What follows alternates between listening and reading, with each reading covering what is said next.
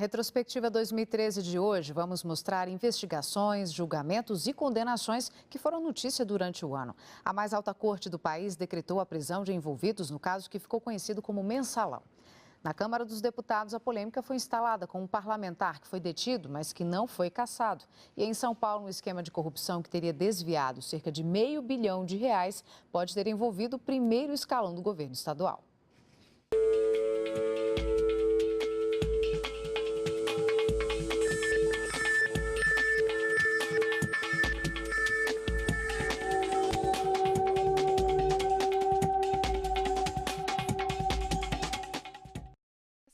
O Supremo Tribunal Federal dedicou um número grande de sessões aos desdobramentos do julgamento do chamado Mensalão.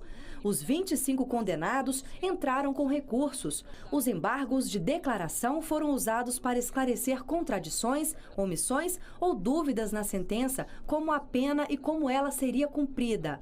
Foram aceitos recursos de personagens secundários, como o ex-dono da corretora Bônus Banval, Enivaldo Quadrado, e Breno Fischberg, ex-sócio da empresa. O restante dos questionamentos foi negado pelos ministros. Em várias sessões, o clima ficou tenso. Numa delas, o presidente do Supremo, Joaquim Barbosa, acusou o ministro Ricardo Lewandowski de tentar atrasar o julgamento, fazendo o que ele chamou de chicana, termo considerado ofensivo no meio jurídico. Nós estamos com pressa do quê? Nós queremos fazer justiça. Para fazer nosso trabalho. Como? Nós fazer nosso trabalho e não chicana, ministro. Vossa Excelência está dizendo que eu estou fazendo chicana? Eu peço que Vossa Excelência retrate imediatamente. Em uma das discussões mais polêmicas, os ministros decidiram, por um voto de diferença, aceitar que os réus tinham direito aos embargos infringentes. Esse tipo de recurso pode ser usado por 12 réus do processo. Se for aceito, pode gerar novos julgamentos. Mas a análise da maioria dos embargos ficou para 2014. Independentemente deles, os ministros decidiram pela prisão da maioria dos condenados. Joaquim Barbosa ordenou que os primeiros detidos fossem levados a Brasília, entre eles o ex-ministro José Dirceu e o ex-presidente do PT, José Genuíno.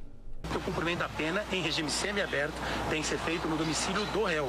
Inclusive, há de se dizer, mais uma irregularidade tem que ser apurada, é esse desvio, o número enorme de recursos está sendo gasto para levar, na verdade, o réu até Brasília para depois voltar para São Paulo. O ex-diretor do Banco do Brasil, Henrique Pisolato, escapou de ser preso. Muito antes de ser expedido o mandado de prisão, ele seguiu para a Itália, onde entrou por ter dupla cidadania. Joaquim Barbosa foi criticado por trocar o juiz responsável pela execução das penas. O escolhido, Bruno Ribeiro, é filho de Raimundo Ribeiro, ex-deputado e dirigente do PSDB do Distrito Federal.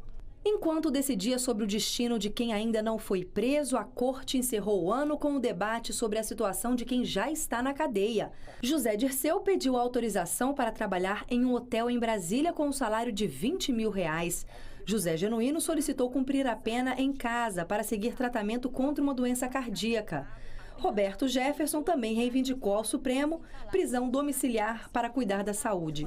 Apesar de o Supremo ter determinado a perda dos mandatos dos deputados condenados, a Câmara chamou para si essa decisão e começou a discutir o que ocorreria com os mandatos. José Genuíno, Valdemar Costa Neto e Pedro Henri se anteciparam e renunciaram aos cargos. O conflito entre judiciário e parlamento também foi instalado no caso do deputado Natan Donadon de Rondônia. Em 2010, ele foi condenado a 13 anos de reclusão pelos crimes de peculato e formação de quadrilha. O parlamentar desviou dinheiro da Assembleia Legislativa de Rondônia quando ocupava o cargo de diretor financeiro. O STF mandou prender o deputado federal. Natan Donadon se entregou à polícia. Mesmo assim, os advogados defendiam que ele continuasse deputado. Que o próprio Supremo deliberou, não haveria incompatibilidade entre a prisão e o mandato. Se é assim, o mandato poderia ser preservado. No plenário da Câmara, em uma votação secreta, não houve votos suficientes para a cassação, o que gerou críticas entre os próprios parlamentares.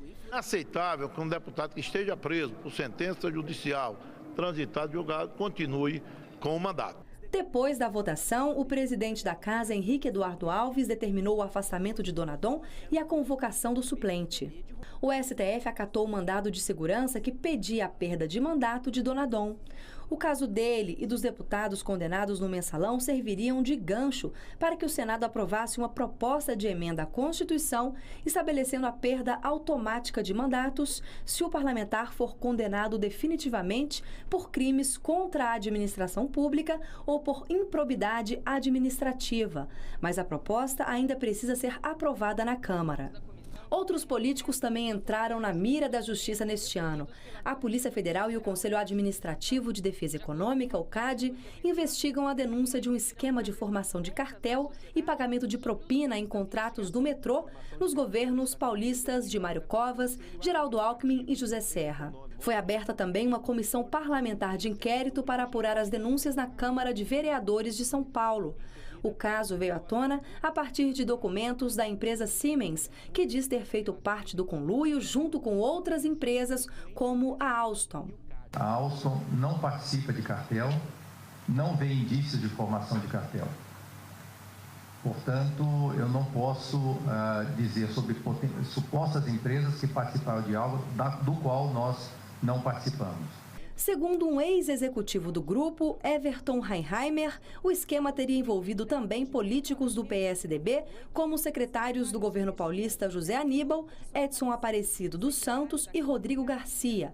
O deputado federal Arnaldo Jardim, do PPS de São Paulo, também teve o nome citado. Nós somos o maior interessado em investigação. Investigação séria, isenta, não mentira nem falsidade, isso não. Mas investigação séria e isenta, sim. Em dezembro, o inquérito foi enviado ao Supremo Tribunal Federal. Daqui a pouco, na segunda parte da nossa retrospectiva, veja como as mortes de moradores colocaram em xeque a atuação das polícias.